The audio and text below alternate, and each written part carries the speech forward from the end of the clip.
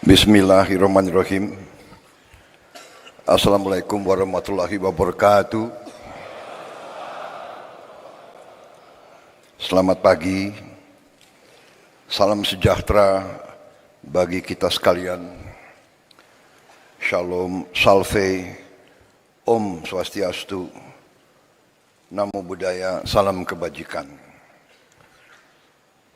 Yang saya hormati Wakil Presiden Republik Indonesia, Saudara Gibran Rakabuming Raka, Menteri Dalam Negeri, sebagai penyelenggara kegiatan, Jenderal Polisi Purnawirawan Muhammad Tito Karnavian, para Menteri Koordinator, para Menteri, Kepala Badan, Jaksa Agung, Kapolri, Panglima TNI, Kepala BIN, para penasihat khusus Presiden, Ketua Dewan Ekonomi Nasional, Ketua KPK, para Wakil Menteri, Wakil Kepala Badan, dan seluruh anggota Kabinet Merah Putih yang hadir.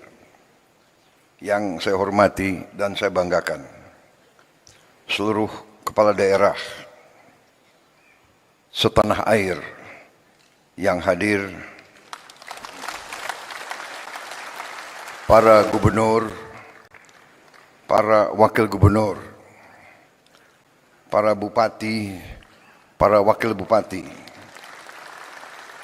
para wali kota, para wakil wali kota, dari seluruh penjuru tanah air yang hadir pada siang hari ini. Para pimpinan DPRD tingkat provinsi, pimpinan DPRD tingkat kabupaten dan kota, DPR Papua dan DPR Aceh yang saya hormati, para eselon 1 kementerian dan lembaga, para Panglima Kodam, Komandan Kodairal, Panglima Kodau, para Kapolda, Kajati dan Kabinda dari seluruh tanah air yang hadir, para Komandan Korem, Komandan Lanal, Pangkalan TNI AL, Komandan Lanut, Pangkalan TNI AU, Komandan Kodim, Kapolres dan Kajari dari seluruh Indonesia yang saya hormati dan saya banggakan. Para Kepala Badan Pusat Statistik tingkat provinsi dan kabupaten kota yang saya hormati dan sebagainya. Yang saya hormati seluruh pimpinan instansi tingkat provinsi dan kabupaten kota, para hadirin undangan serta rekan-rekan pers dan media yang hadir.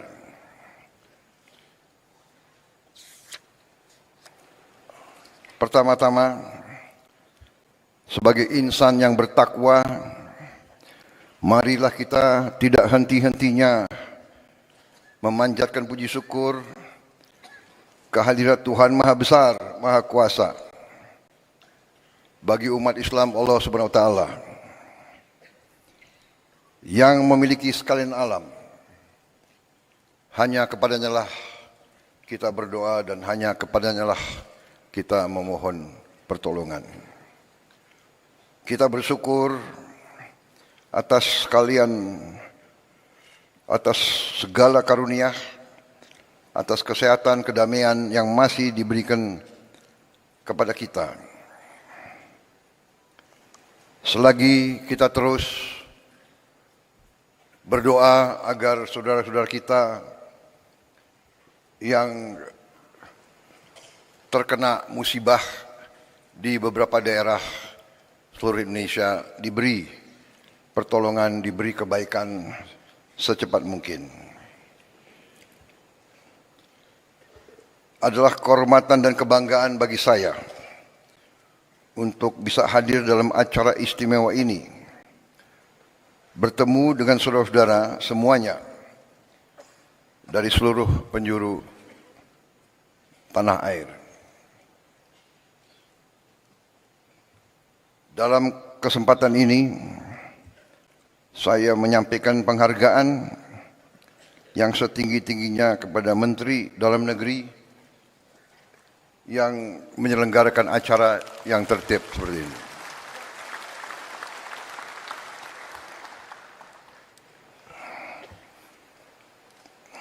Hati saya bergetar melihat, mendengar dan merasakan semangat saudara-saudara sekalian.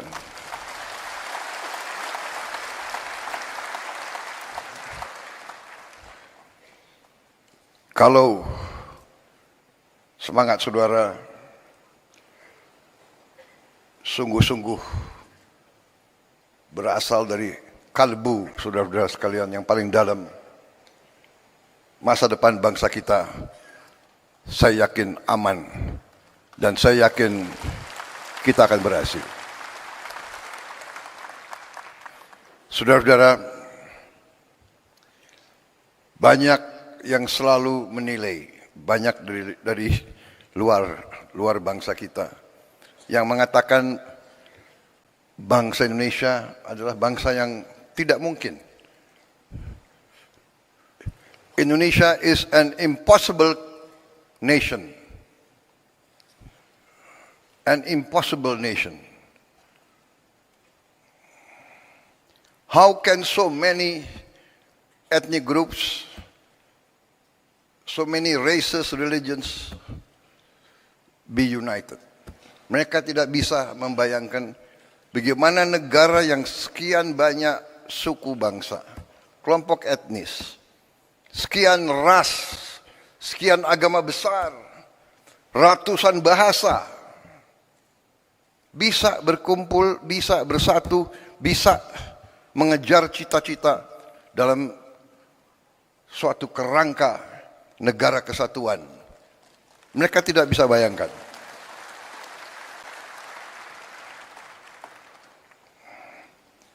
Dan terus terang aja,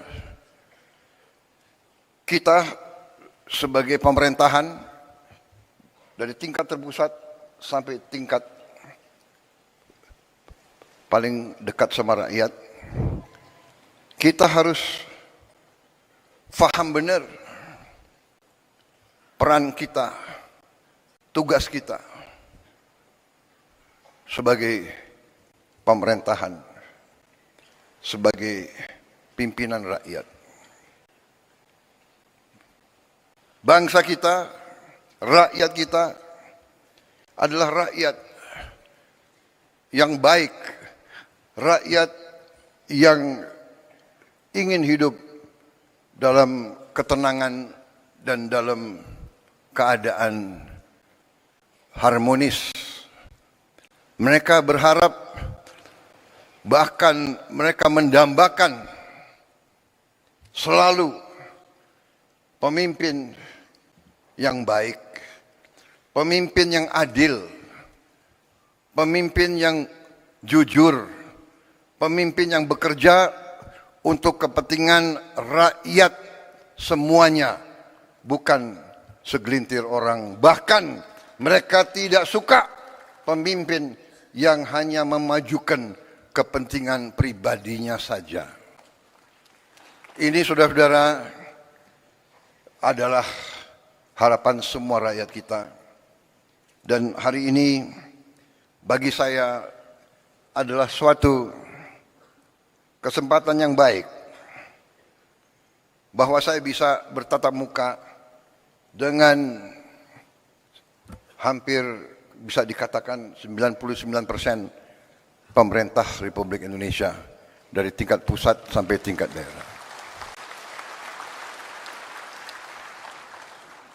Saudara-saudara, saya katakan tadi kita dianggap negara yang tidak mungkin. The impossible country, the impossible nation. Tapi kita juga harus jadi pemimpin yang tidak lugu. Kita harus jadi pemimpin yang waspada. Kita harus jadi pemimpin yang mengerti, yang tahu situasi. Kita harus jadi pemimpin yang mengerti sejarah kita, yang mengerti latar belakang bangsa kita, yang mengerti sejarah Nusantara, yang mengerti sejarah daerah-daerah, yang mengerti sejarah Nusantara dari Sabang sampai Merauke. Kita harus paham bahwa ratusan tahun kita ini diintervensi, diganggu, bahkan dijajah. Ini harus kita ngerti, kita harus paham.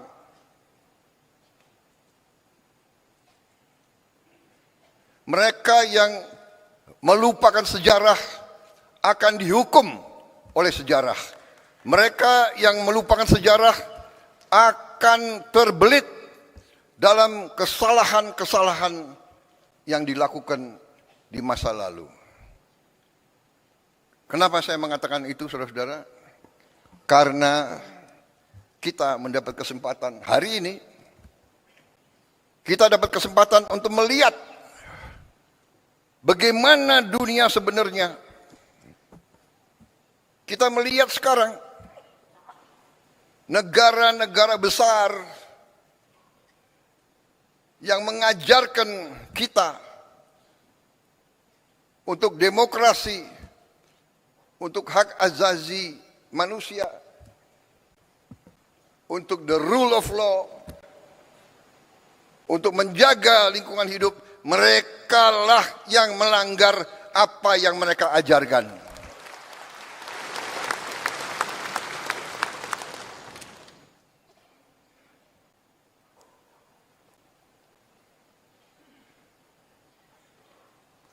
Puluhan ribu wanita, orang tua, anak-anak tidak berdosa dibantai, dan banyak negara yang diam. Di mana hak asasi manusia?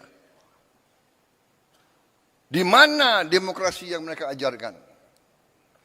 Karena itu, saudara-saudara, kita sebagai pemimpin, kita harus waspada, kita harus mengerti. Saudara-saudara sekalian, perjuangan bangsa yang puncaknya ada dalam proklamasi 17 Agustus 1945 dan dalam penyerahan kedaulatan kepada kita yang kita rebut dengan darah, dengan keringat, dan dengan air mata. Kita rebut melalui perjuangan ratusan tahun di semua daerah. Negara ini yang sekarang, saudara-saudara, yang sekarang ada dalam kendali kita, dibangun atas pengorbanan rakyat yang sangat besar. Karena itulah kita tidak boleh lupa bahwa adanya kita adalah untuk berbakti, mengabdi kepada rakyat kita. Ini hal yang selalu mudah kita ucapkan, tapi harus kita buktikan. Saudara-saudara, karena itu saya ingin dalam taklimat saya menyampaikan beberapa hal. Yang pertama, saudara-saudara, bahwa karena sejarah kita, ya, karena kita pernah dijajah, karena kita pernah mengalami pemerintahan penjajah yang imperialis dan rasialis, bahwa kita, rakyat kita, pribumi kita pernah dianggap lebih rendah dari anjing. Anak-anak muda sekarang tidak merasakan. Saya masih melihat prasasti. Yang saya lihat satu prasasti tahun 76. Saya ulangi, tahun 78. Tahun 78. 28 tahun setelah kedaulatan kemerdekaan masih ada prasasti di kolam renang Manggarai waktu itu. Sayang mungkin dibongkar. Kadang-kadang kita tidak menghormati sejarah kita. Situs-situs bersejarah dibongkar. Ini para kepala daerah harus memikirkan. Saya mau tanya, di mana stasiun RRI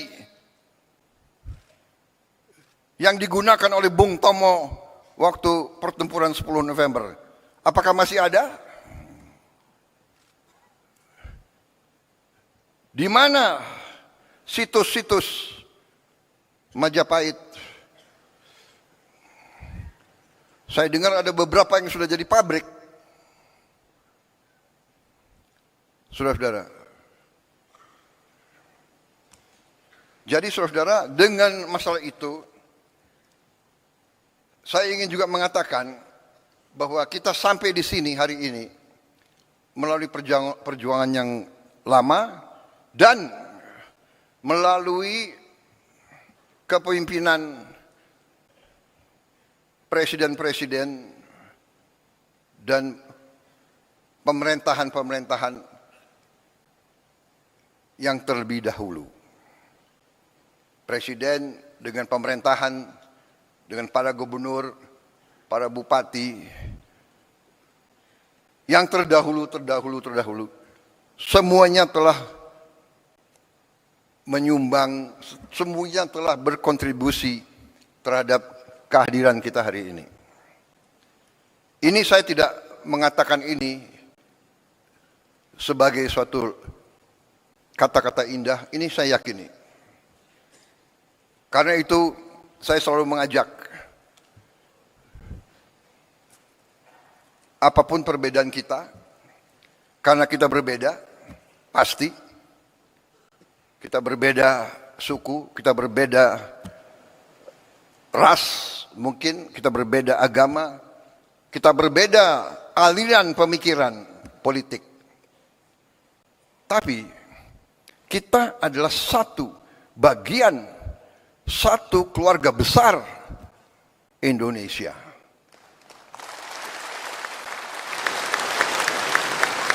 Dan kita bersyukur, mulai dari presiden pertama dan selanjutnya, setiap presiden telah memberi sumbangan yang besar terhadap kelangsungan hidup bangsa Indonesia. Kalau kita melihat kekurangan-kekurangan, kalau kita melihat kesalahan-kesalahan, ya, ada kesalahan, ada kekurangan. Karena manusia itu ada kemampuan dan ada batas kemampuan. Tetapi kalau kita lihat, sekali lagi, kalau kita belajar sejarah, kita lihat konteks. Bagaimana Bung Karno, Bung Hatta, dan pemimpin-pemimpin kita begitu menerima kedaulatan pemerintahan, begitu dihantam oleh pemberontakan, oleh kudeta, macam-macam. Ada angkatan perang Ratu Adil dipimpin oleh Westerling. Beberapa hari, 2 minggu setelah penyerahan kedaulatan, terjadi usaha pembunuhan presiden, wakil presiden, perdana menteri kita, dan pimpinan-pimpinan kita. 2 minggu dan seterusnya muncul. Jadi saudara-saudara, kita harus sadar konsep Indonesia ini tidak disukai oleh banyak kekuatan-kekuatan di dunia. Dan kita terbuka saja. Mungkin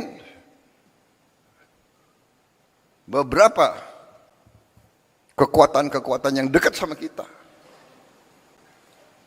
Karena itu saudara-saudara, bahwa dari mulai presiden pertama, kita Indonesia, tapi seluruh dunia berada di tengah perang ideologi besar.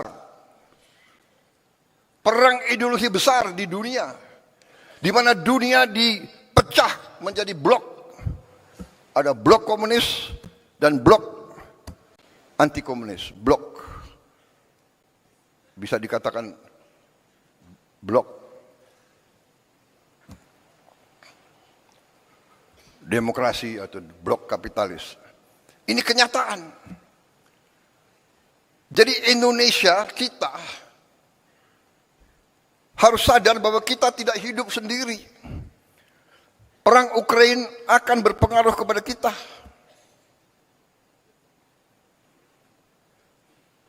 Peristiwa di Gaza berpengaruh kepada kita. Saudara-saudara. Jadi saudara-saudara, ini yang saya ingin sampaikan ke seluruh barisan pemerintahan.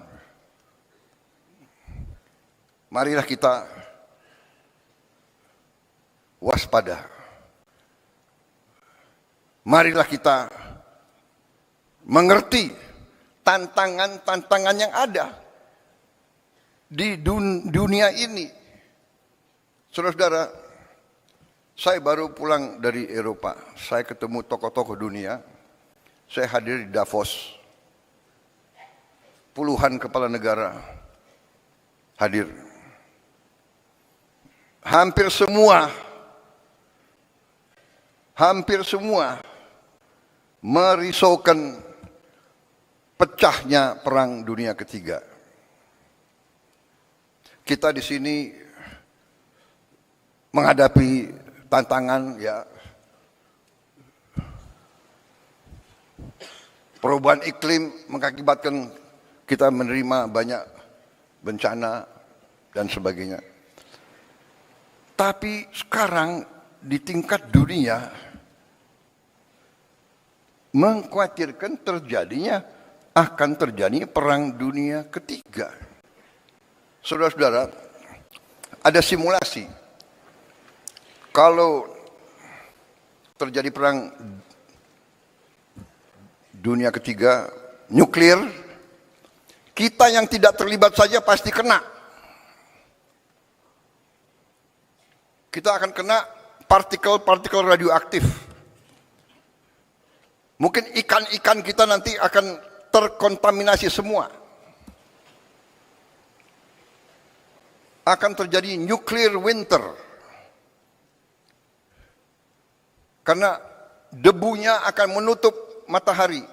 Dan menutup mataharinya tidak 1 tahun, tidak 2 tahun, tidak 3 tahun. Para ahli mengatakan bisa winternya itu puluhan tahun.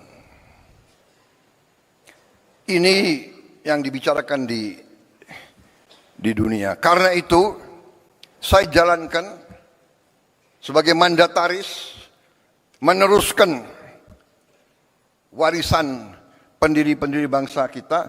Saya menjalankan politik luar negeri yang menganut tetap garis kita bebas aktif tapi non-aligned, non-block.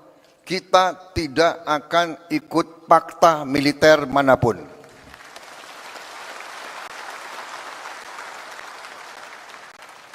Saya katakan filosofi luar negeri saya adalah 1000 kawan terlalu sedikit, 1 lawan terlalu banyak.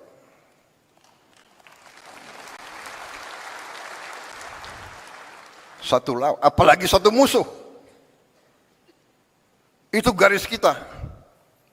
Tapi kita mengerti semua Ya, kita mengerti semua. Kalau kita sungguh-sungguh mau non-blok, kalau kita sungguh-sungguh mau tidak terlibat dalam fakta, kalau kita sungguh-sungguh mau bersahabat sama semua, berarti kita sendiri. Kalau kita diancam, kalau kita diserang, tidak akan ada yang bantu kita, saudara-saudara. Percaya sama saya, nobody is going to help us. Karena itu dari awal Bung Karno mengatakan kita harus berdiri di atas kaki kita sendiri. Dan Panglima Besar kita yang pertama, Panglima Besar Sudirman mengajarkan kepada kita harus percaya kepada kekuatan kita sendiri. Saudara-saudara, dengan segala hormat kepada para pakar yang pandai dan pintar, yang punya banyak gelar, saya hormati mereka. Tapi dunia ini adalah keadaan nyata, bukan keadaan ideal. Saya selalu mengingatkan, mengajarkan yang berlaku di dunia ini sekarang adalah yang kuat akan berbuat apa yang mereka kehendaki. Yang lemah akan menderita. Itu yang kita lihat hari ini. Kita lihat di mana-mana.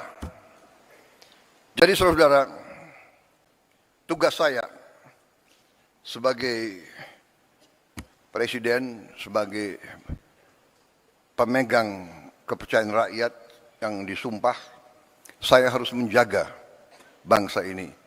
Saya harus menjaga rakyat ini.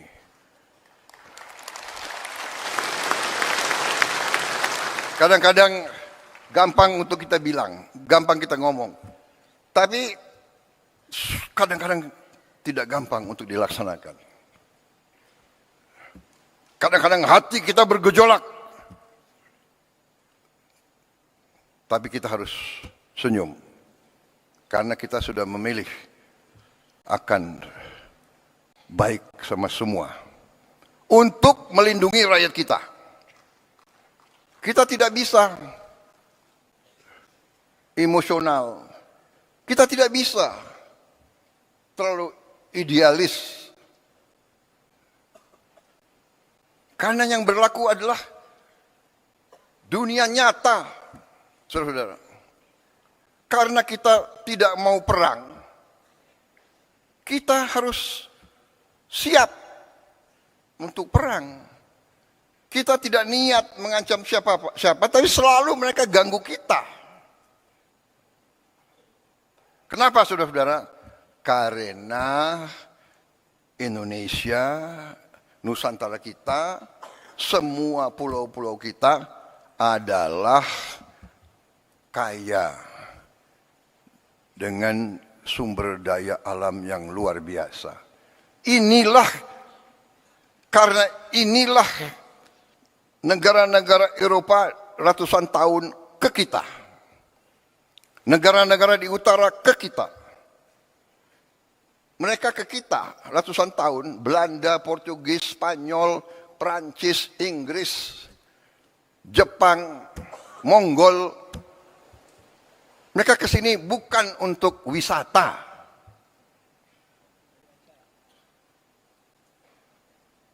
Mereka pertama datang mau dagang. Karena bangsa kita baik, kita nih genetika kita nih baik, ya kan? Kita suka dengan tamu. Benar? Suka dengan tamu. Semua suku, kalau kedatangan tamu, diterima dengan baik. Walaupun rakyat kita miskin, tamu datang diterima dengan baik. Kalau hanya bisa kasih nasi pakai garam, itu dikasih. Presiden Singapura yang sekarang pernah cerita sama saya, waktu dia masa muda, dia sama istrinya keliling di Sumatera, di Sulawesi Selatan. Karena waktu masih muda, mereka apa itu? Backpacker ya.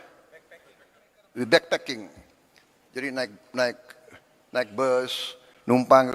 Satu saat di tengah sawah, hujan badai, mereka kesasar. Tahu-tahu ketemu anak kecil membawa mereka ke rumah orang tuanya. Mungkin di Sulawesi Selatan, saya tidak tahu namanya apa, Dukuh, ya, hanya kelompok 4-5 rumah. Diajak ke dalam, ketemu orang tuanya, ternyata ini Presiden Singapura cerita sama saya. Dia begini, saya tidak bisa lupa rakyatmu. Kami diajak duduk, mereka sangat-sangat miskin. Kami lihat dia hanya makan nasi sama lauknya pisang. Bapak, ibu, 2 anak, 2 tamu. Satu apa itu? Satu tampang beras, nasi, dengan pisang. Itu dibagi ke tamu dulu. Ini sifat bangsa kita. Saya mengalami sebagai perwira muda, prajurit muda, rakyat kita di mana-mana keluar memberi sesuatu yang bagi mereka sangat susah. Ini cerita Presiden Singapura 30 tahun yang lalu. Sekarang rakyat kita masih banyak yang hanya makan nasi, mungkin dengan daun singkong, mungkin hanya dengan garam. Saudara-saudara sekalian, karena itu kita hormati semua pendahulu, tapi kita harus faham bahwa kita masih menghadapi kesulitan. Kita masih menghadapi tantangan. Kita masih menghadapi kekurangan. Kita tahu bahwa rakyat kita masih banyak yang mengalami kesulitan hidup. Sekarang para ahli ekonomi, ya, ada istilah desil 1, desil 2, desil 3, desil 4 dan sebagainya. Dan kita ini kadang-kadang takut bicara apa adanya. Nggak mau kita mengakui. Kita nggak mau bilang miskin, nggak enak. Prasejahtera.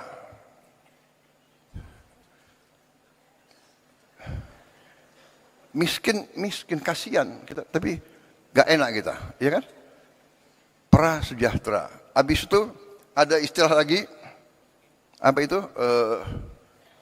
Bahasa Inggrisnya, the aspiring middle class. Jadi orang yang berusaha naik ke middle class.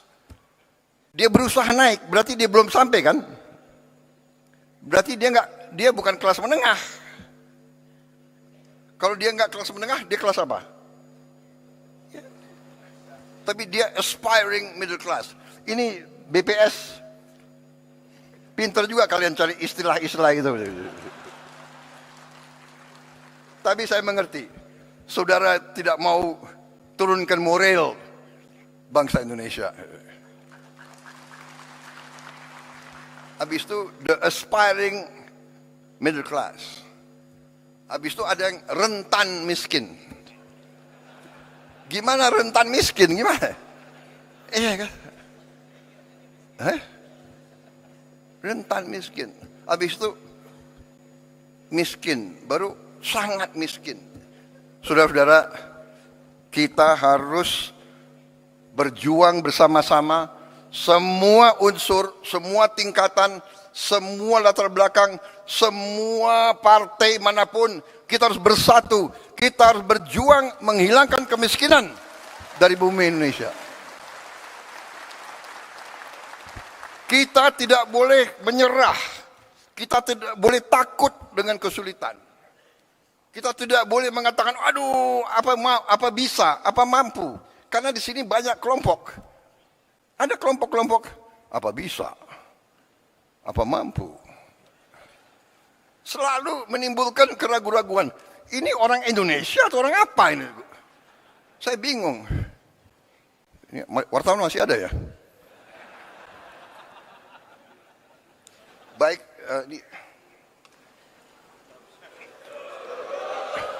enggak, ini baru pembukaan.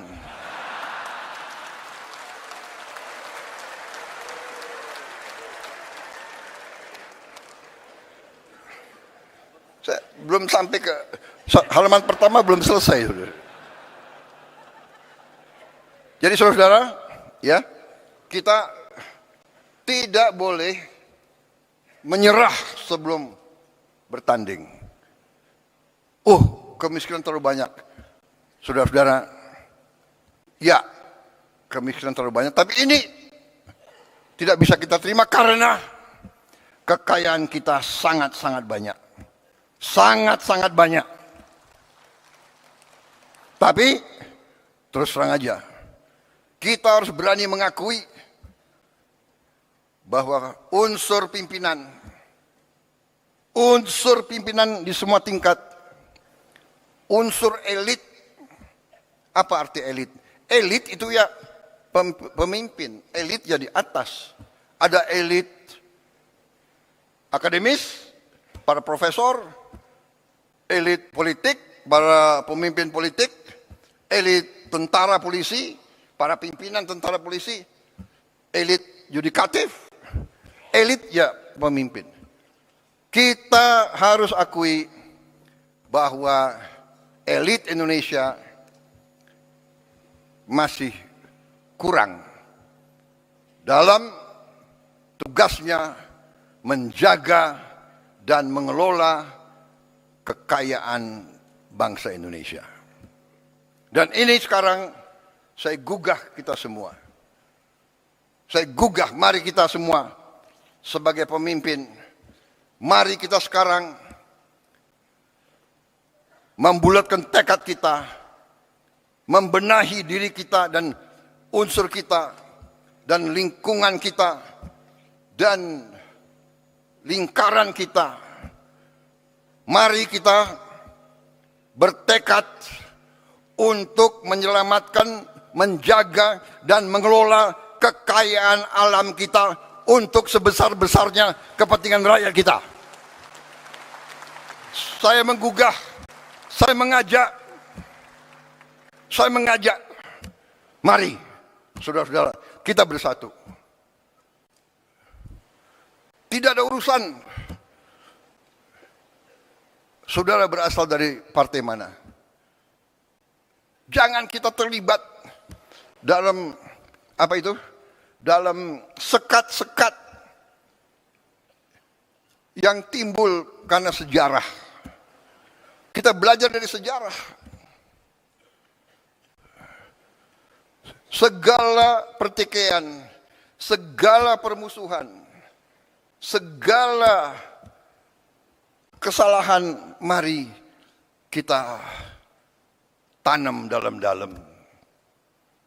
Kita bisa bicara, kita bisa ribut terus. Kita bisa ribut terus.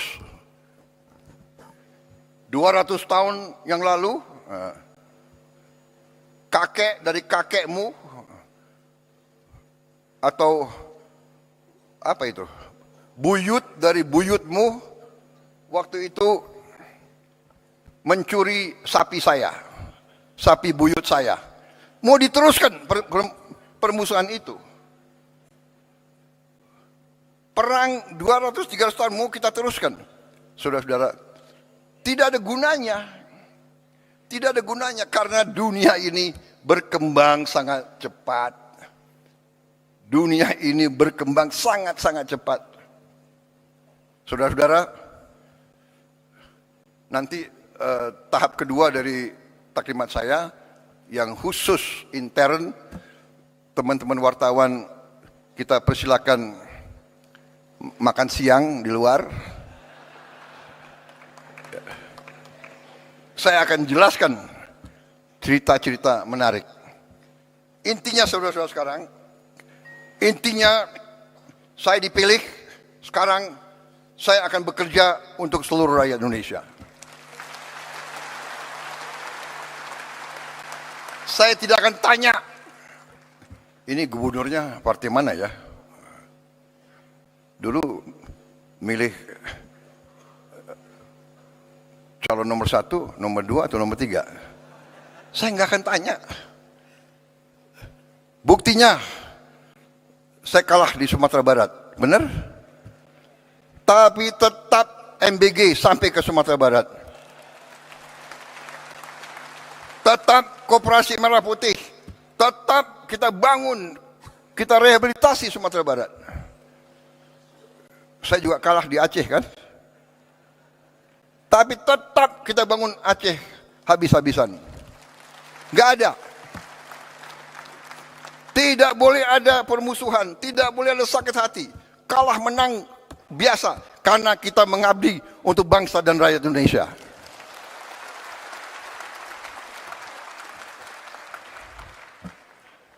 Saya nggak tanya, Pak Bursa, kau partai mana? Kan nggak saya tanya. Nggak saya tanya kan? Tetap saya dukung beliau. Benar. Karena istrimu kan Gerindra. Tapi saya nggak tanya dia. Saya nggak tanya dia. Kebetulan istrinya Gerindra. Nggak ada urusan saya. Kalau Gerindra brengsek, Gerindra pun saya tangkap. Saudara-saudara. Ya? Jangan macam-macam. Nggak ada itu. Kita semua bergerak. Jadi persaingan, pertandingan ya pertandingan. Kalau ada pemilihan harus ada pemilihan. 2 calon, 3 calon, 5 calon, nggak apa-apa, bagus. Tapi begitu selesai, sudahlah, kerja. Nah ini yang saya tawarkan. Ayo bekerja untuk rakyat. Pak Pram dari PDIP. Tapi tetap saya akan dukung sebagai gubernur DKI. Karena tugas saya, kewajiban saya adalah seluruh rakyat Indonesia, termasuk rakyat DKI. Walaupun gubernurnya partai lain, saya akan dukung beliau supaya DKI aman dan selamat. Kan begitu. Nanti 2029 ya terserah. Iya kan, gak apa-apa. Gak apa-apa, bener. Jadi saudara-saudara, saya sedikit jelaskan ya. Yang saya lakukan sekarang, yang saya tawarkan kemarin waktu saya dipilih sebelumnya adalah saya ingin dan saya punya dan saya menyebarluaskan sesuatu yang saya pelajari sekian puluh tahun sehingga saya membuat dan saya pelajari dalam negeri dan luar negeri. Saya keliling, kawan-kawan saya banyak. Saya keliling. Tiap kali saya satu negara, walaupun saya nggak berkuasa dulu, saya datang ke Pak Mahathir. Waktu dia lagi kuat-kuatnya, Pak Mahathir, bagaimana Bapak menghadapi korupsi? Saya tanya, Pak, yang mengganjal saya sebagai patriot Indonesia adalah korupsi yang terlalu banyak di Indonesia. Bagaimana Bapak menghandle? Dia kasih pelajaran, dia kasih tips-tipsnya. Dia bilang, you bisa atasi korupsi hanya melalui pendidikan. Pendidikan begitu vital. Habis itu saya ketemu pemimpin di Thailand, saya tanya. Saya ketemu pemimpin di mana-mana. Sehingga saya membuat satu strategi yang sudah ada di buku, yaitu saya beri nama strategi transformasi bangsa. Jadi kita mau menjadi negara maju modern. Ya. Kriteria kita adalah maju modern, di mana seluruh rakyat kita mengalami kualitas hidup yang baik. Kita tidak bermimpi untuk menjadi high income country. Kita tidak bermimpi kita mau hidup seperti Norwegia atau Kanada, atau kita hanya mau supaya semua rakyat kita hidup, kualitas hidupnya baik. Artinya makan harus cukup sehat, kesehatannya harus dijamin, anak-anaknya harus sekolah dengan baik, dia punya penghasilan yang cukup.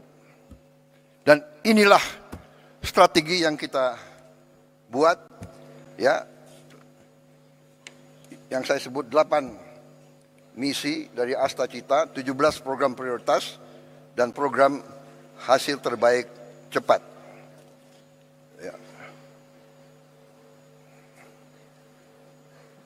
Dan saudara-saudara, dari itu, ya, kalau bisa saya ringkas, lebih sederhana, yaitu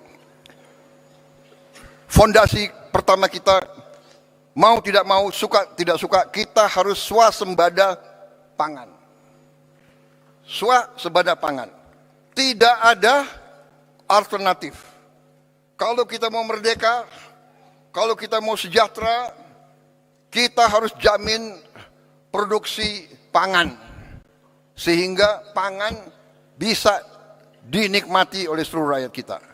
Swasembada pangan adalah syarat, itu adalah pilar yang utama dari strategi yang saya tawarkan dan saya jalankan sekarang. Saya ajak saudara, ayo sama-sama sebagai patriot bangsa. Tapi kalau kau tidak mau ikut saya tetap jalan terus.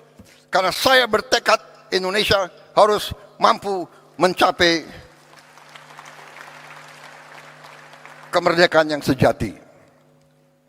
Kemudian swasembada energi. Harus. Nanti ada kelompok, apa bisa? Bisa. Kita sudah hitung. Kita punya kelebihan-kelebihan luar biasa. Kenapa kelapa sawit bagi saya katakan itu miracle crop. It is a miracle crop. Ada kelompok nyinyir, kenapa kelapa sawit? Ya kan? Loh, Prabowo mau bikin kelapa sawit. Ya, untuk rakyat Indonesia. Karena kelapa sawit itu tidak hanya untuk minyak goreng. Saya ke dunia, keliling-keliling, hampir semua pemimpin negara minta ke saya, kami mohon Indonesia, tolong supply kelapa sawit, CPO. Saya ke Mesir, saya ke Pakistan, saya ke Rusia, saya ke Belarus, di mana-mana, tolong kelapa sawit, tolong. Artinya, it's a very strategic commodity. Karena dari kelapa sawit kita bisa punya puluhan derivatif. Cat dinding dari butuh kelapa sawit. Makanan, roti harus pakai minyak kelapa sawit. Dan nanti minyak kelapa. Dan sebagainya, dan sebagainya, dan sebagainya. Sabun. Berapa miliar rakyat dunia harus mandi tiap hari. Kecuali yang malas mandi.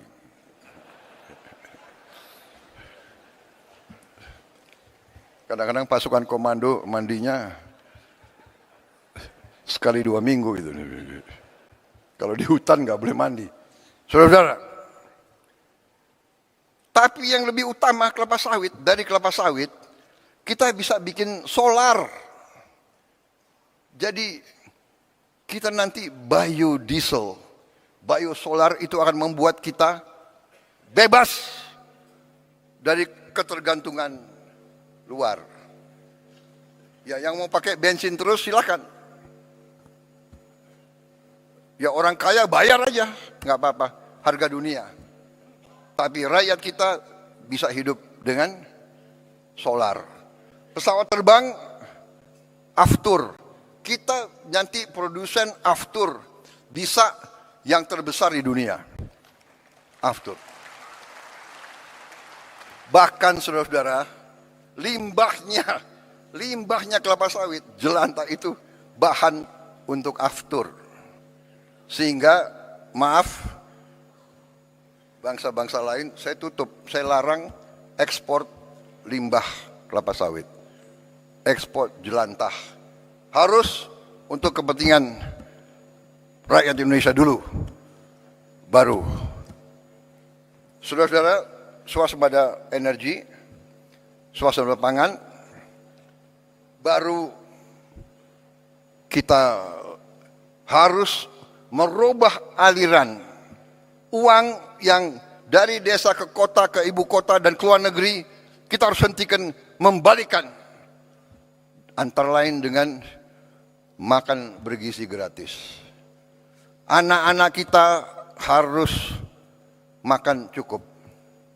Dan alhamdulillah hari ini, tadi malam saya cek Kepala BGN, kita sudah mencapai 60 juta penerima manfaat.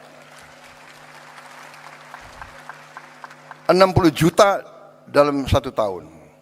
1 tahun 4 bulan, 5 bulan. 60 juta. Tidak ada yang menduga kita mampu. Tidak ada yang menduga. Banyak bahkan orang-orang hebat meramalkan pasti gagal. Ya. Sekian ribu keracunan. Kita makan di restoran paling mahal aja di Jakarta ada yang keracunan. Kalau kita jumlahkan berapa ribu yang keracunan dibandingkan berapa miliar makanan yang sudah kita bagi, statistiknya adalah 0,008 atau 7. Artinya apa?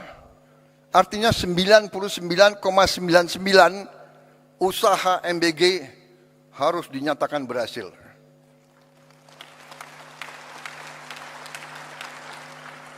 Saya tidak mengerti. Ya, mungkin dasarnya adalah menganggap lawan politik apa saja dibuat harus diserang, harus dijelek-jelekan.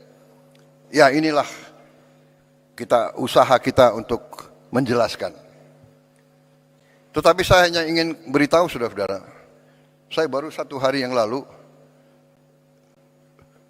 para ahli pakar dari White House sedang mempelajari MBG kita ini.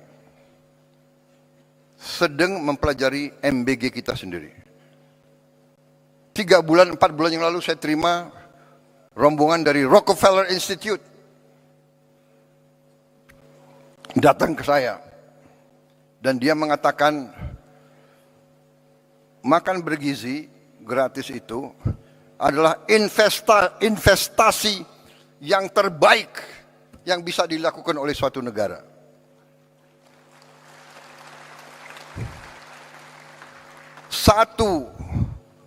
Satu dolar atau $1 yang kita keluarkan untuk makan bergizi akan menimbulkan lipat ganda minimal 5 kali.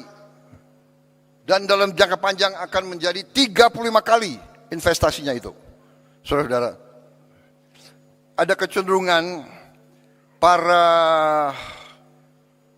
orang pintar kita lebih percaya orang asing daripada bangsanya sendiri. Jadi, ya, cek aja ke Rockefeller Institute. Karena mereka nggak akan percaya dengan orang-orang ini. Saya nggak ngerti. Saya nggak ngerti mereka itu pemikirannya kayak apa.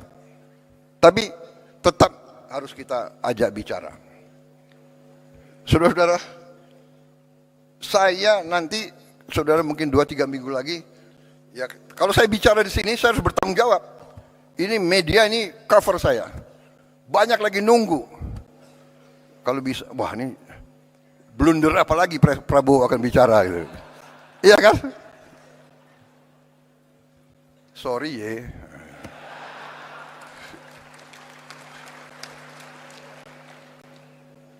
Saya kaget sendiri. Menteri Kesehatan, you boleh cek. Kan ini direkam. Secretary of Health dari Amerika Serikat, saya dapat berita, ingin jumpa dengan saya, ingin bertanya tentang MBG. Saudara-saudara. Dan MBG kita ini sudah sampai 60 juta hari ini. Kita akan mencapai 82 juta paling lambat Desember 2026. Paling lambat. Dengan kondisi sekarang saja, hari ini MBG telah ada dapur ya SPPG yang sudah operasional 22.275 dapur operasional. Dalam proses penilaian dan pengajuan 13.829. Dengan 22.000 saja sekarang kita sudah menciptakan lapangan kerja 1 juta. 22.000 kali 50 orang. Yang digaji tiap hari. Sudah kita ciptakan lapangan kerja 1 juta. Dan 22.000 dapur itu membutuhkan pemasok.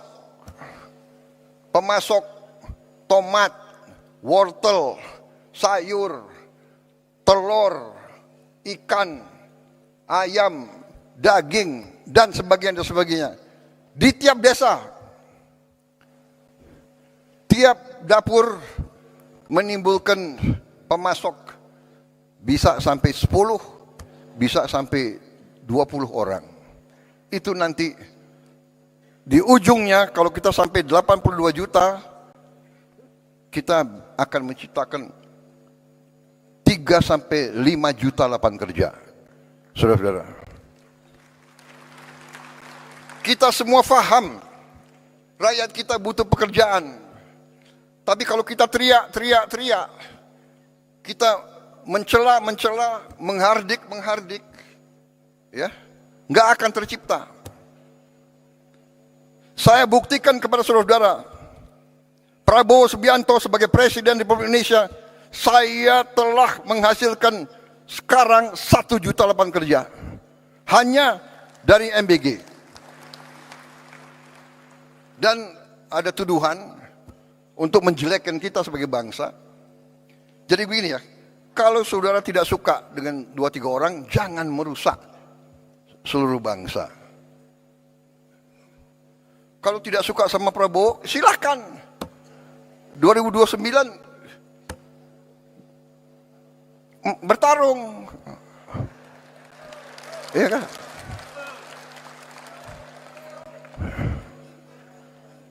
Sedikit-sedikit mau demo.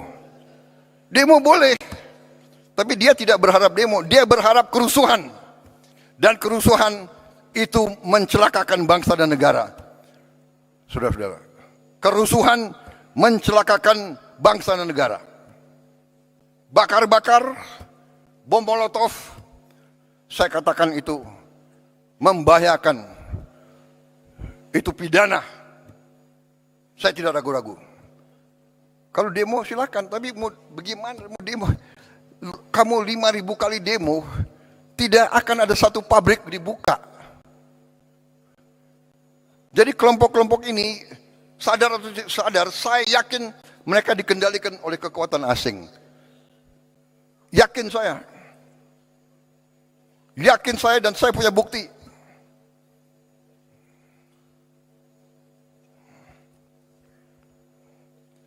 Dan saya menghimbau mereka, hai warga negara Indonesia, apakah kau tidak kasihan sama rakyatmu?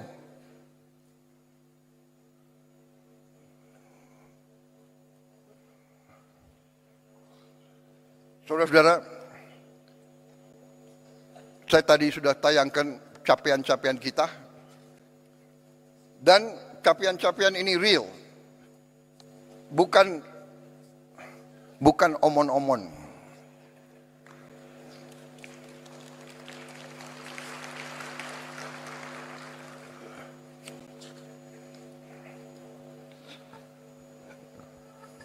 Kita telah bentuk dana Sovereign Wealth Fund.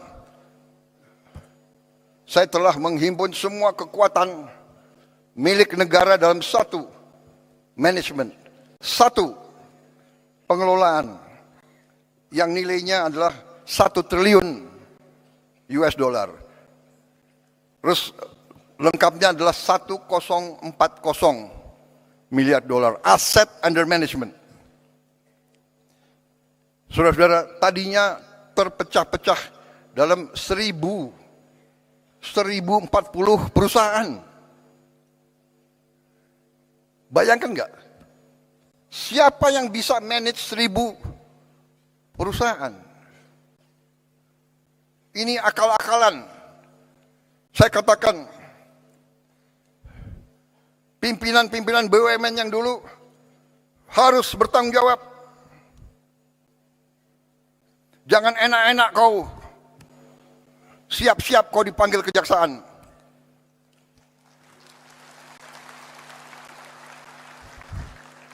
Kan mereka ngejek, Prabowo itu hanya bisa ngomong di podium aja. Oh ya? Ya tunggu aja panggilan. Lu jangan nantang gue lo.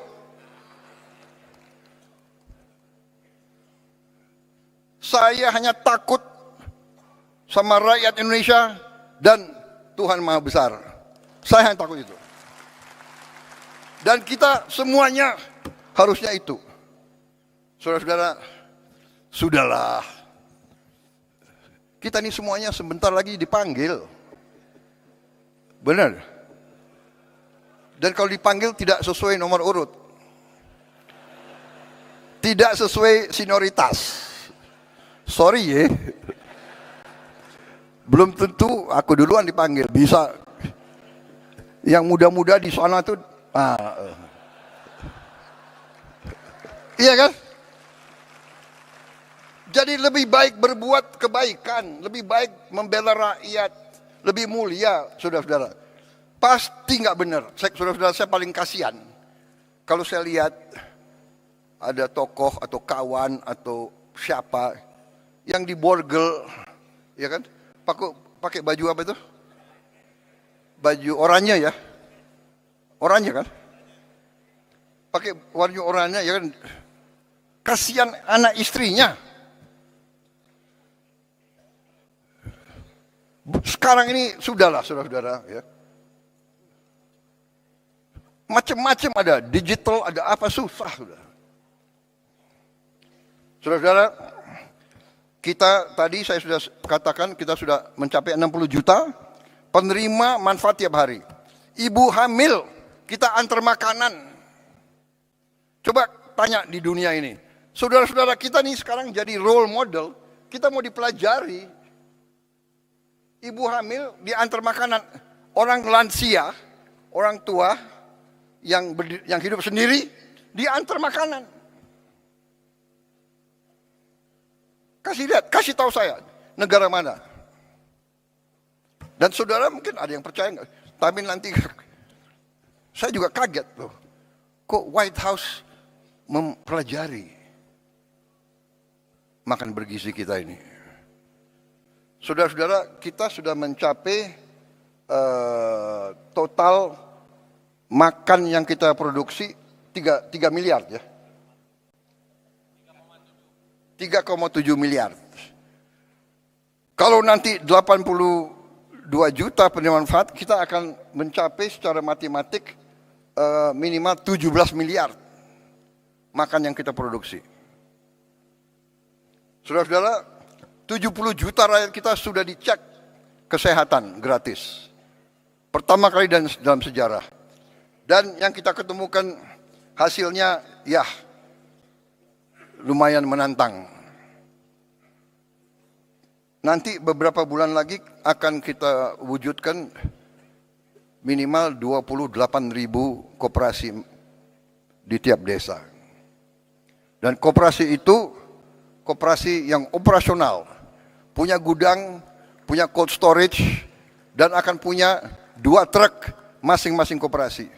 Tidak akan ada panen yang tidak terjual. Dulu menunggu siapa yang mau ambil. Tengkulaklah, perantaralah, sekarang tidak. Koperasi bisa ngirim sendiri hasil panennya. Kalau belum bisa dijual, dia simpan dalam gudang. Dia punya gudang sendiri. Dan kita akan bikin desa-desa nelayan dan proyek-proyek perikanan sehingga rakyat kita akan dapat ikan seger, protein yang harganya mungkin setengah dari daging. Tiap keluarga Indonesia harus makan lauk protein tiap hari. Itu cita-cita pemerintah Republik Indonesia. Itu cita-cita saya. Dan saudara bisa lihat hasil-hasil kita yang lain. 282.180 sekolah telah menerima interactive flat panel. Tahun ini sudah selesai. Hampir semua sekolah, termasuk yang terluar dan yang terpencil, yang tertinggal, sudah menerima. Di pulau-pulau terpencil, di gunung-gunung tertinggi, mereka sudah punya panel interaktif. Kemarin di Aceh dan di beberapa bagian ada yang rusak karena banjir, kita akan ganti segera. Tahun ini kita akan lengkapi, kita harap ini cukup untuk 1 kelas tiap sekolah. Tahun ini saya tujuannya adalah tiap sekolah minimal dapat 2 lagi, minimal. Sehingga nanti dapat 3 kelas. 3 ruang kelas. Mudah-mudahan 4 ruang kelas. Akhir 2008-2009, setiap ruang kelas di seluruh Indonesia akan punya interaktif digital panel. Artinya apa? Kita bisa mengajar dari Jakarta. Sekolah-sekolah yang gurunya kurang, yang guru matematiknya kurang, guru bahasa Inggris kurang, guru fisika, guru biologi, kita bisa menerima pengajaran dari pusat interaktif. Saya sebetulnya nanti ujungnya saya bisa lihat ruang kelas gurunya ada atau tidak.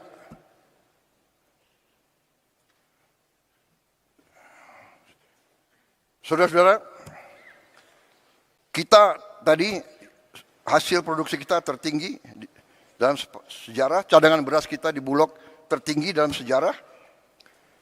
Hasil investasi kita, lapangan kerja baru sudah terbentuk 2,7 juta. Kita juga sekarang buat inovasi yang jarang dilakukan di dunia. Anak-anak dari kelompok yang paling tidak mampu, kita sekolahkan dalam sekolah berasrama. Kita keluarkan dari lingkaran kemiskinan, kita beri pendidikan yang terbaik. Anak-anak yang tidak mungkin sekolah, kita sekolah dan kita akan terus. Tidak boleh ada anak di jalanan yang tidak sekolah. Kita akan ambil semua. Saudara-saudara sekalian,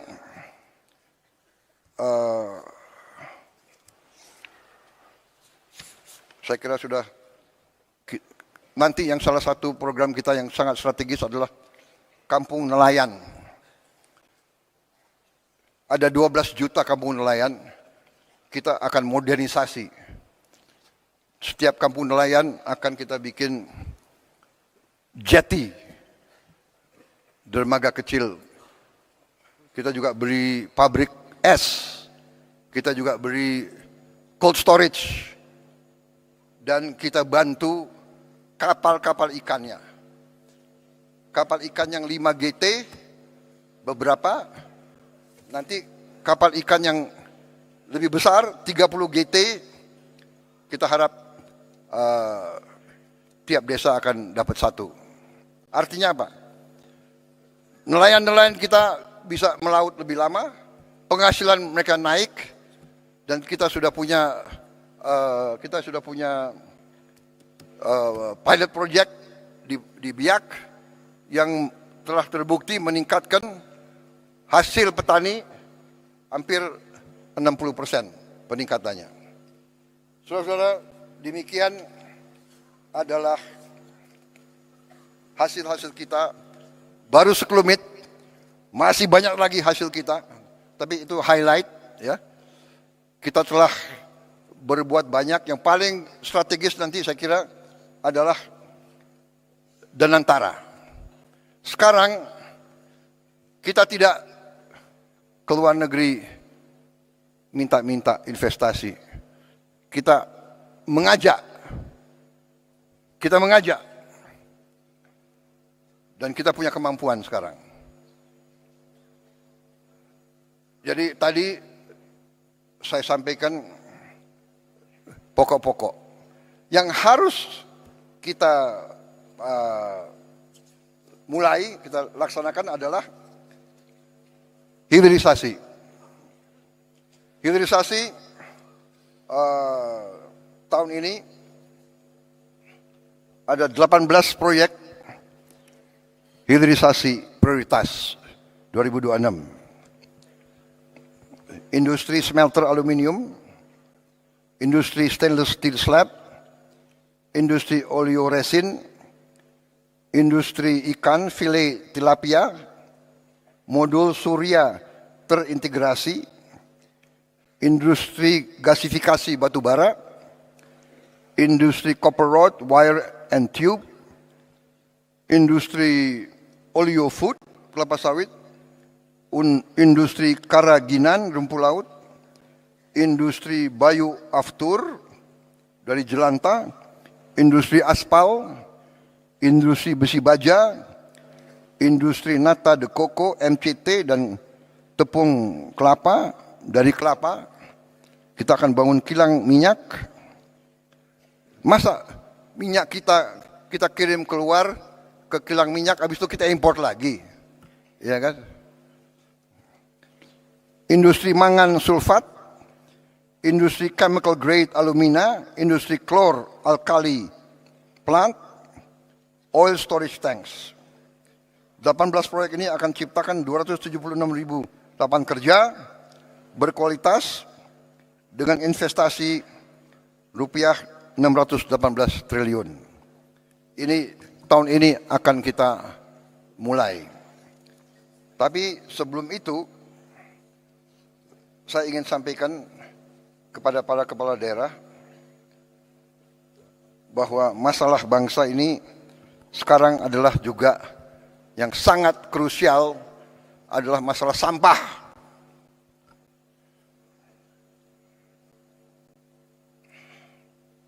Sampah ini menjadi masalah. Diproyeksi hampir semua TPA sampah akan mengalami over capacity pada tahun 2028, bahkan lebih cepat. Untuk itu, tahun ini kita akan buka 34 proyek pembangunan waste to energy di 34 kota. Ini saya minta groundbreaking berapa bulan ini dilaksanakan. Ini kita perkirakan 2 tahun lagi sudah berfungsi. Ini investasi cukup besar, totalnya itu hampir $3,5 miliar untuk 34 titik itu. Tetapi setelah saya lihat di beberapa kabupaten, saya yakin bahwa kota-kota kabupaten sudah juga mulai harus ada. Dan ini sudah ada inisiatif beberapa bupati, improvisasi, ini sedang kita pelajari, mungkin bisa saling menukar pengalaman.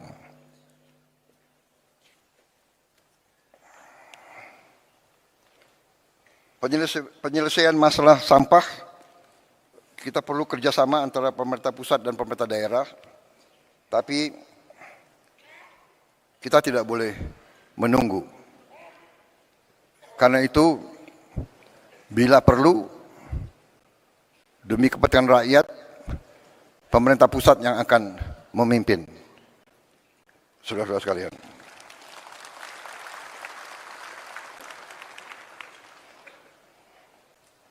Saudara-saudara sekalian, saya ingin sekarang membahas masalah juga yang penting. Salah satu masalah tadi kita lihat sampah di mana-mana, ya. Ini harus kita selesaikan.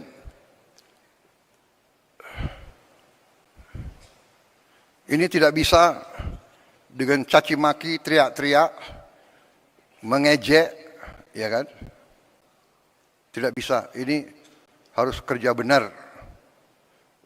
Realita. Ini realita.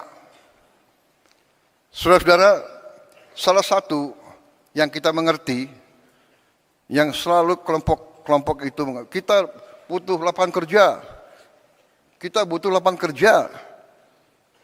Ada gap antara yang kaya dan miskin. Mengerti kita. Kita sudah mengerti masalahnya, ini kita sedang atasi. Saudara-saudara, salah satu adalah pariwisata. Pariwisata menyerap lapangan kerja paling banyak. Menyiapkannya juga paling cepat dan lebih murah dari yang lain-lain. Tapi saya menggugah saudara-saudara sekalian. Pariwisata, apakah turis mau datang melihat sampah? Indonesia indah, dia mau datang lihat kumuh. Dia mau ke Bali, pantai Bali kotor. Saya di Korea ketemu tokoh-tokoh di Korea, menteri-menteri, jenderal-jenderal. Kadang-kadang ya tentara dimanapun, dia nggak pakai basa-basi, bicaranya apa adanya.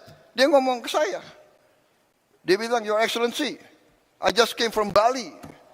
Oh, Bali so dirty now. Bali not nice. Wah, tapi saya terima itu sebagai koreksi. Ya. Ini kita harus atasi bersama. Ini kalau nggak salah, sorry.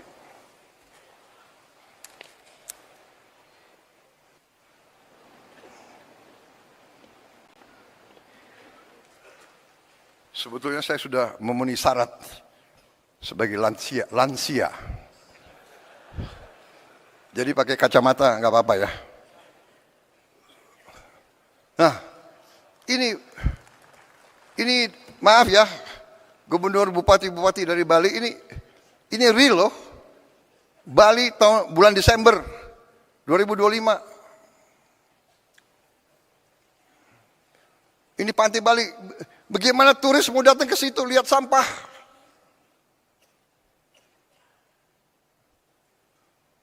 Gubernur, bupati, SMA, SMP, SD di bawah kendali saudara. Apa susahnya sih? Entah hari Sabtu, hari Jumat, semua anak sekolah kumpul di pantai ini. Ini pantai kita, ini halaman kita. Ayo kita bersihkan rame-rame, korve.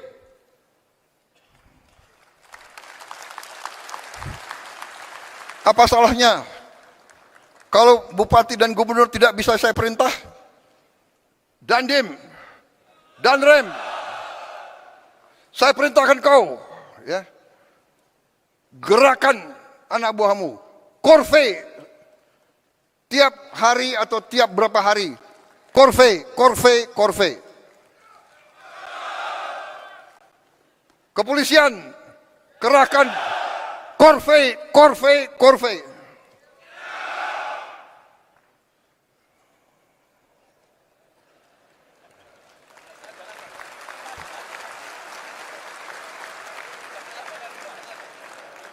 Dan antara semua BUMN, ribuan anak buahnya korve.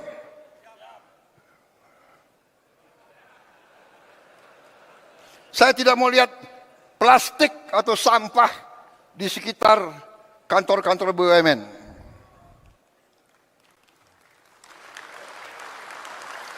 Semua menteri KL sebelum masuk kantor minimal setengah jam bersihkan lingkunganmu. Benar ya? Jangan siap-siap tidak.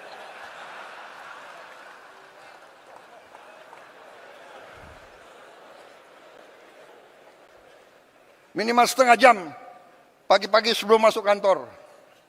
Kalau perlu menterinya mimpin. KL semua itu. Semua kantor. Ya. Kita ini sekarang harus menyatakan perang terhadap sampah.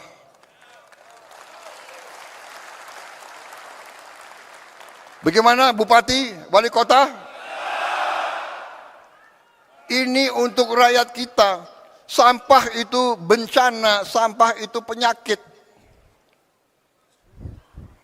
Kita akan berbuat, kita akan dukung, saudara-saudara. Ya.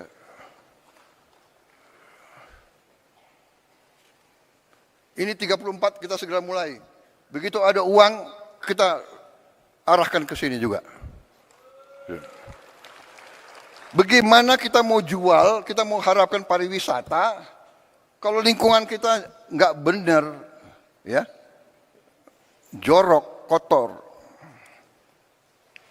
Saudara-saudara, dalam waktu dekat, saya sebetulnya mau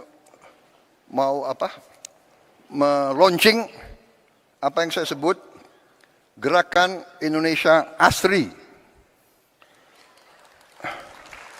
Aman, sehat, resik, indah. Resik saya tanya artinya apa? Artinya bersih, tertib, dan sebagainya. Ini hanya suatu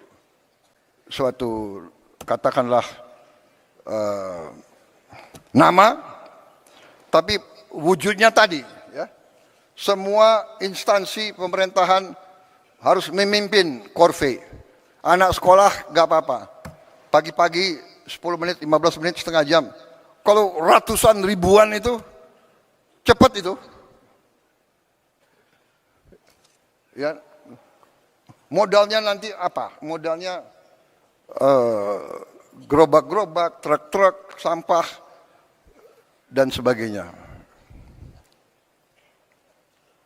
Kemudian, salah satu dalam rangka indah, saya lihat, saudara-saudara, semua kota kecamatan, hampir semua desa kita, sekarang maaf ya, terlalu banyak genteng dari seng.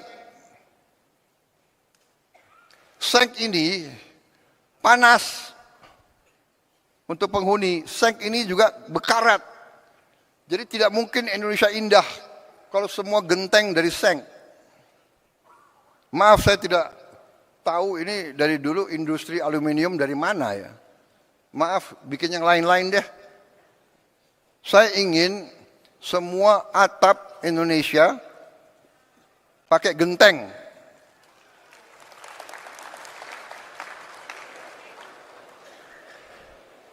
Ya. Jadi nanti ini gerakannya adalah proyeknya adalah proyek gentengisasi seluruh Indonesia. Alat-alat genteng itu, alat pabrik genteng itu tidak mahal. Jadi nanti koperasi merah putih akan kita lengkapi dengan pabrik genteng. Genteng itu bahan bakunya dari tanah dan dengan dicampur dengan beberapa zat limbah lainnya bisa ringan dan kuat. Saya dapat laporan dari profesor-profesor kita bahwa limbah dari batu bara ya, ash itu dari batu bara ya, itu dicampur dengan tanah, bahan genteng yang baik. Jadi saudara-saudara, kita akan bantu saudara Ya, nah itu sebelum gentengisasi, sesudah gentengisasi.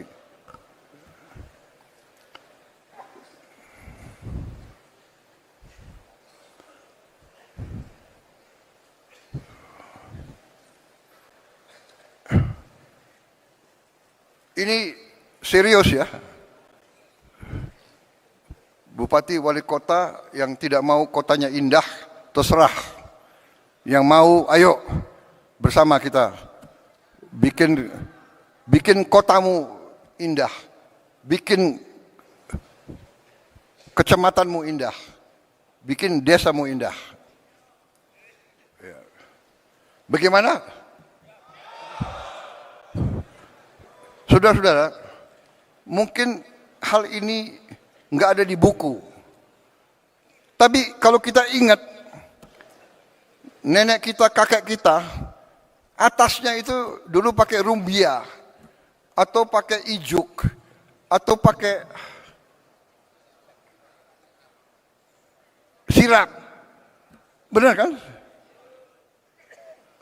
Atau pakai bahan-bahan dari alam. Jadi sejuk.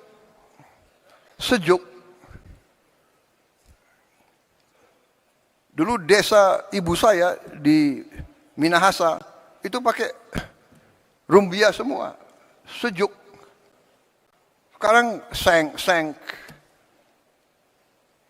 Jadi saudara-saudara, saya mengajak, ini sangat penting. Turis dari luar untuk apa didatang melihat seng berkarat? Karat itu lambang degenerasi.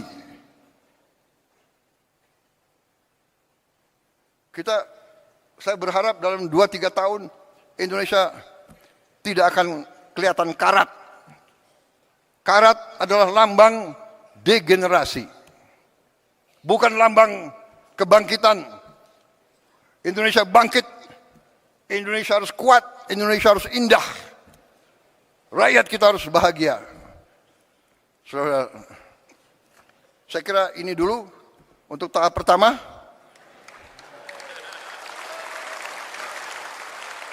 Waktu mungkin untuk Isyoma, ya. Nanti kembali saya kasih beberapa pengarahan yang mungkin khusus untuk para pemerintah saja. Terima kasih untuk sementara. Saya break dulu. Saya sudah bicara tadi berapa lamanya? 2 jam ya? Ya, tahap yang kedua ini tidak akan 2 jam. Mudah-mudahan. Saya berusaha 1 jam lagi ya. Tapi sekarang kita break, Isyoma. Kita bisa istirahat sebentar, nanti kita kembali lagi. Mendagri yang atur ya. Mendagri kemana nih?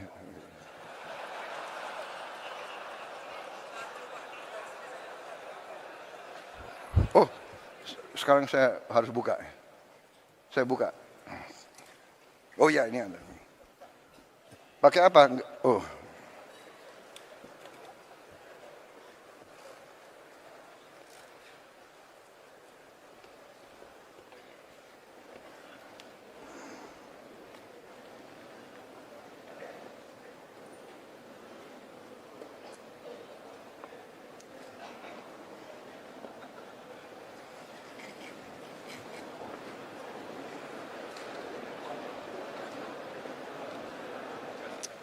Ya, oke. Sebentar lagi saya akan resmi buka. Tapi, oh ya ini juga dalam rangka Indonesia Asri, ya terus terang aja saya minta kepada pemerintah, ya, tolong tertibkan iklan-iklan, spanduk-spanduk terlalu banyak. Kalau saya ke Balikpapan dan saya ke Banjarmasin, hampir nggak berbeda. Spanduk. Kalau saya naik ke Hambalang, spanduk. Ayam goreng Pesen satu, dapat satu free. Kenapa harus besar-besar sih? Turis datang nggak mau lihat spanduk. Bogor itu dulu kota paling indah. Kota paling indah. Bung Karno lebih senang di Bogor daripada Jakarta. Dari dulu aku pingin tinggal di Bogor. Akhirnya jadi presiden ya tinggal di Bogor. Saudara-saudara, terlalu banyak spanduk, baliho, iklan. Tolong ditertibkan. Ajak bicara pengusaha, Kadin, HIPMI, ya kan? Asosiasi pengusaha, bicara sama mereka. Yuk bikinlah iklan, jangan terlalu, iya kan? Orang ke Bali, lihat, aduh. Orang ke Bali, ingin lihat Bali, dia tidak ingin lihat Kentucky Fried Chicken besar-besar, McDonald's, ya kan? Jalan-jalan protokol ditertibkanlah, ya kan? Ajak bicara baik-baik. Kalau kamu buka bengkel apa, bukalah bengkel tapi depannya ya sopan gitu ya. Ini untuk kita semua. Kabel-kabel listrik, seliwan, ya.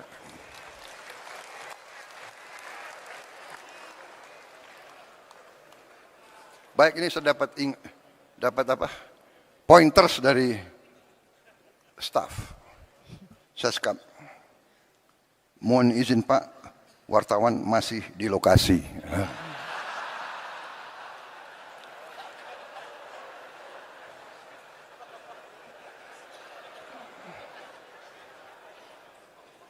Supaya saya nggak bicara macam-macam lah gitu.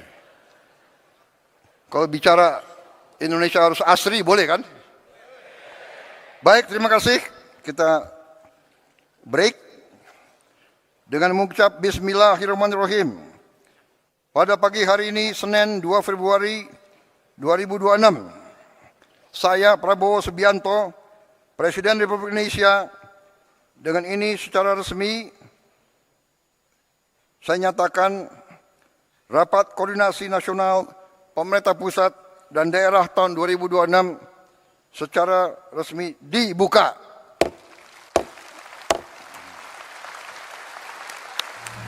Terima kasih.